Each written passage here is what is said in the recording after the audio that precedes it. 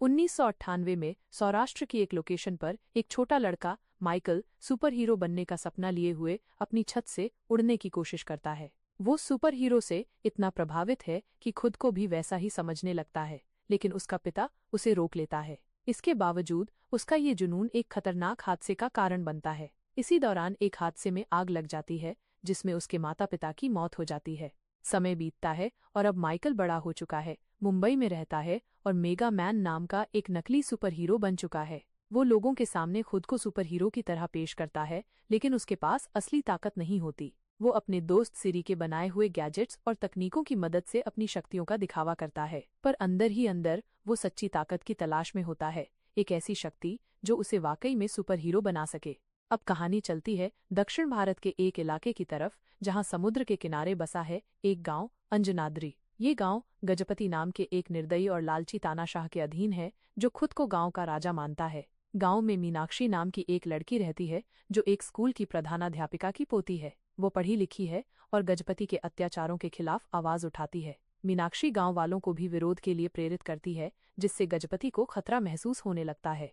गजपति मीनाक्षी को रास्ते से हटाने के लिए उस पर नकली डाकुओं से हमला करवाता है, लेकिन हनुमंथु नाम का एक युवा लड़का, जो गांव का एक साधारण चोर है और बचपन से मीनाक्षी को पसंद करता है, उसे बचा लेता है। इस हमले में हनुमंथु गंभीर रूप से घायल हो जाता है और उसे समुद्र में फेंक दिया जाता है, लेकिन किस्मत से वहीं समुद्र में उसे एक दिव्य मणि मिलती है, वो मणि जो भगवान हनुमान के खून की एक बूंद से बनी थी। यह मणि उसे अलौकिक शक्तियां दे देती है, लेकिन केवल सूर्य के प्रकाश में।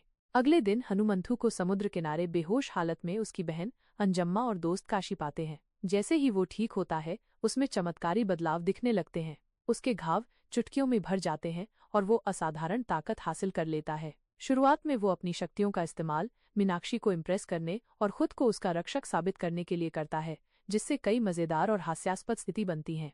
धीरे धीरे काशी को उसकी ताकतों का पता चल जाता है, लेकिन मीनाक्षी अब भी शक में रहती है। इसी दौरान मीनाक्षी गजपति से उसके अत्याचारों का जवाब मांगती है, तो गजपति उसे कुश्ती में चुनौती दे देता है।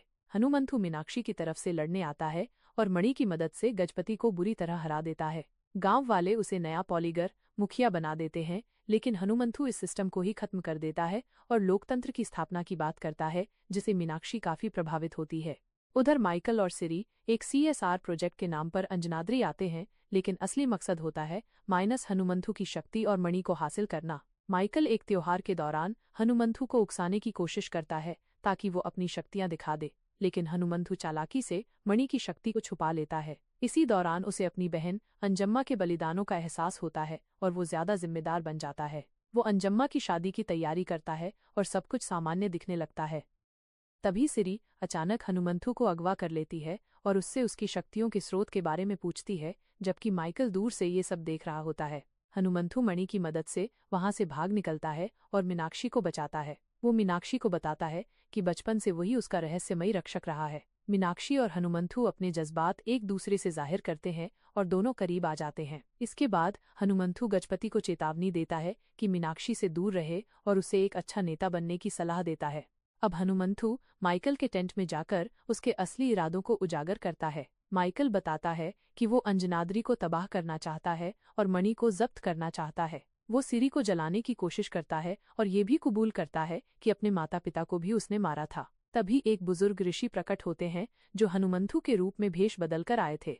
वो गुंडों को हराकर हनुमंथु को मणि लौटा देते हैं। अंजम्मा की शादी के दिन माइकल वहां आकर हनुमंथु पर उसका रत्न चुराने का आरोप लगाता है। हनुमंथु उसे नकली रत्न देता है, जिससे माइकल घायल हो जाता है और उसकी सच्चाई सामने आ जाती है। लड़ाई शुरू हो जाती है, जिसमें हनुमंथु और अंजम्मा बहादुरी से लड़ते हैं, लेकिन इस टकराव में अंजम्मा की मौत हो जाती है। दुखी होकर हनुमंथु असली मणि को फेंक देता है, ये सोचकर कि ये उसके लिए किसी काम की नहीं। इसके बाद माइकल गांव में जहरीला धुआं छोड़ता है, जिससे लोग बर्फ जैसे जमने लगते हैं। मीनाक्षी हनुमंथु से मदद की गुहार करती है, लेकिन हनुमंथु खुद को बेबस महसूस करता है। तभी वही बुजुर्ग ऋषि फिर प्रकट होते हैं और बताते हैं कि वो रामायण के विभीषण हैं। वो हनुमंथु को प्रेरित करते हैं कि सच्चा बल आत्मविश्वास और सेवा में है। हनुमंथु सिरी को बचाने के लिए गजपति की मदद करता है और फिर सिरी की सहायता से माइकल की सेना के खिलाफ युद्ध करता है। वो बंदर अंजी की मदद से ड्रोन को नष्ट करता है, जो धुआं फैला रहे थे, लेकिन माइकल हनुमंथु को बांध देता है और मणि छीनकर हेलीकॉप्टर से भागने की कोशिश करता है। हनुमंथु खुद को छुड़ाता है और एक बड़ी लड़ाई के बाद हेलीकॉप्टर को गिरा देता है। जब मणि नष्ट हो जाती है तब एक और बड़ी घटना होती है, असुरों का उदय होता है और हिमालय से स्वयं भगवान हनुमान प्रकट होते हैं। वे हनुमंथु के सामने आते हैं और यह संकेत देते हैं कि अब एक महान युद्ध की शुरुआत होने वाली है। ऐसे ही मूवी वीडियोस को देखने के लिए आप हमारे चैनल इट्स ओरिजिनल को सब्सक्राइब करें। धन्यवाद।